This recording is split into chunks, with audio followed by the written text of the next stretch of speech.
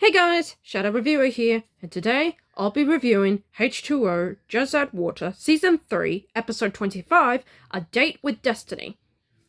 It's a great start to the two-part Season 3 finale, with a few minor drawbacks. Okay, so Ricky, Cleo, and Bella are taking the usual casual swim, and I like the shot of the girls holding on to each other by their tails. It's pretty sweet.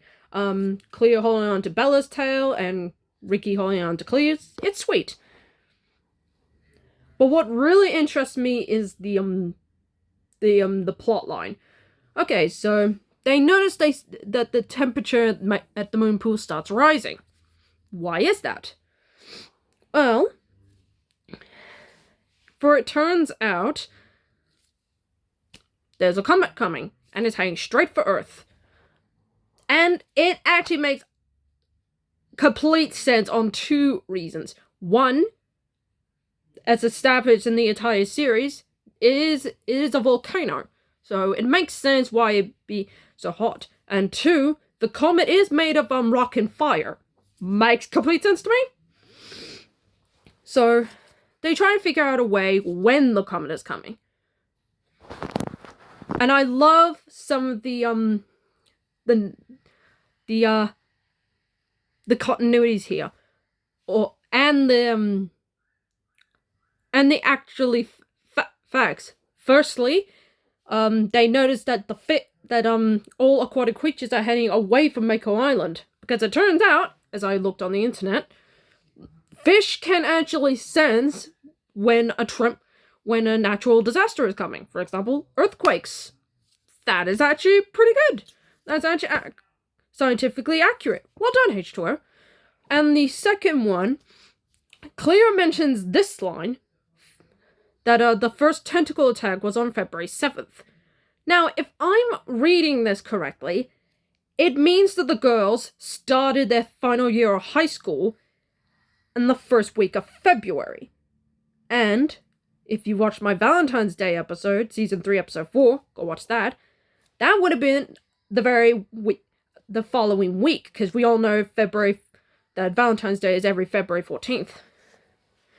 And I'm guessing that throughout all 26 episodes has been taking place for the past 11 months. Because I assume that they would have finished, they started graduating, which is the next episode, in December. So, nice little bit of continuity there, H20. Bonus 2 points. That fantastic. And what drives out the tension is when they simulate a full moon, which is actually really good. And I love that the girls, and yes, they are part fish, they're mermaids after all, they have a physical connection to the island, which is also freaking great. So they summon the tentacle, and I love Ricky's line here. Couldn't they just let us get in? That is pretty funny. It's in character with Ricky.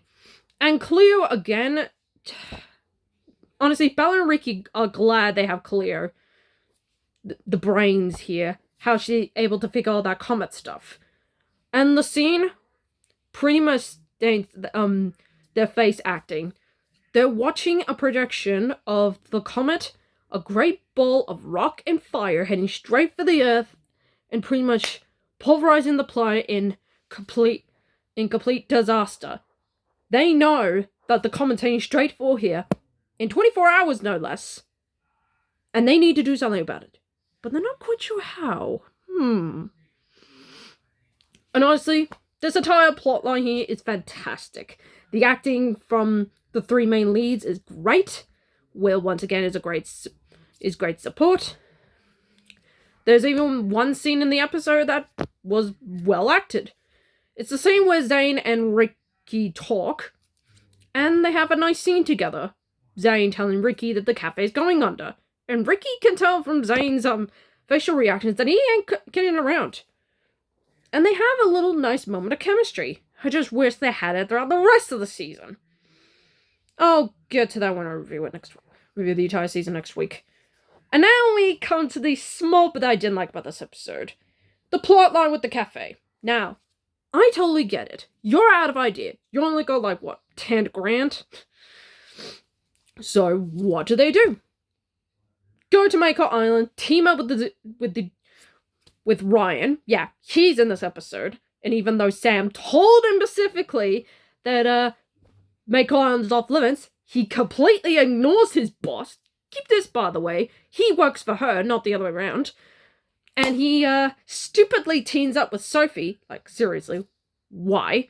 I mean, I get it. You're desperate at this point, but come on. There are other better ways. And they hook Zane into this. And I was starting to like you. So yeah, they and that's how the episode ends, with them going to Mako Island, breaking into the moon rock, and thinking that the crystals inside it, which is made entirely of it, can fix the financial problems permanently. But I do like the final shot of the comet heading straight towards the Earth. That's a nice cliffhanger. If only the cafe plotline could have had a little more oomph. So yeah, that's my thoughts on A Date with Destiny. Great plotline with the comet stuff. Mediocre plotline with the cafe stuff. I know it's done realistically, but if it got me more invested, I would have liked the episode more. Tomorrow, we'll be looking at the final episode of Season 3 and the final episode of H20 Just Add Water. Episode 26, Graduation. Until then, I'm the Shadow Reviewer, signing off.